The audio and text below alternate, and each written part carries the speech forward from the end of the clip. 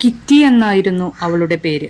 1942 June 14 എന്ന തീയതി രേഖപ്പെടുത്തിയ താളുകൾ മുതൽ കുനുകുന എഴുതിക്കൂട്ടിയ കുറെ അക്ഷരങ്ങൾ, ഏറെയും വേദനിപ്പിക്കുന്ന സംഗതികൾ, പിന്നെ ലോകത്തെ നെട്ടിച്ച ചരിത്രം തന്നെ തിരുത്തിക്കുറിച്ച കുറെ സത്യങ്ങളും. സംഗതി പിടികിട്ടിയോ?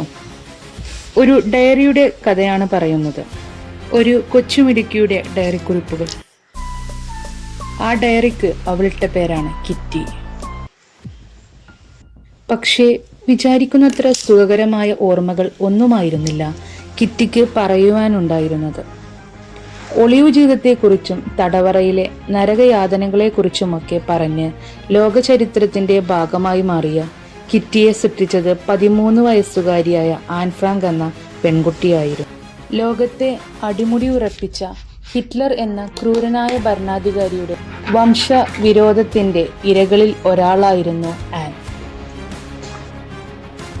യഹൂദ വംശത്തിൽ പിറന്നവരെ കൊന്നൊടുക്കുകയായിരുന്നു ജർമ്മൻ ഏകാധിപതിയായിരുന്ന ഹിറ്റ്ലറുടെ ലക്ഷ്യം. അങ്ങനെ അയാൾ ഹോളണ്ട് എന്ന ചെറു രാജ്യത്തെയും ആക്രമിച്ചു കീഴ്പ്പെടുത്തി. ആൻ ഹോളണ്ടുകാരിയായിരുന്നു. യഹൂദ വംശജനായിരുന്ന ആനിന്റെ പിതാവ് ഓട്ടോ ഫ്രാങ്ക് തന്റെ കുടുംബത്തെ ഉടൻ തന്നെ ഒരു ഒളിത്താവളത്തിലേക്ക് മാറ്റി. ആനും സഹോദരിയും അമ്മയും അച്ഛനും സുഹൃത്തുക്കളും അങ്ങനെ ശബ്ദം പോലും ഉണ്ടാക്കാതെ 2 വർഷം ഒളിച്ചു താമസിച്ചു.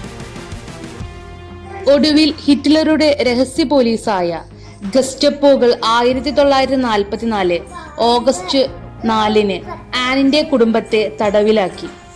തടവറയിൽ നിന്ന് ടൈഫസ് രോഗം പിടിപെട്ട് ആൻ മരിച്ചു. എന്നാൽ ഹിറ്റ്ലർ നടത്തിയ ക്രൂരതകളെല്ലാം തൻ്റെ ഡയറിത്താളുകളിൽ ഭദ്രമായി എഴുതി സൂക്ഷിച്ച ആൻ ലോകത്തിനു മുന്നിൽ വളരെ വലിയ സത്യങ്ങൾ തന്നെയായിരുന്നു വെളിപ്പെടുത്തിയത്. ഒരിക്കലും പുറത്തു വരാതെ പോകുമായിരുന്ന ഒട്ടേറെ സംഭവങ്ങൾ ആൻ വെളിപ്പെടുത്തി. ആൻ താമസിച്ചിരുന്ന ഒളിസങ്കേതം ഇന്ന് ഒരു മ്യൂസിയമാണ്.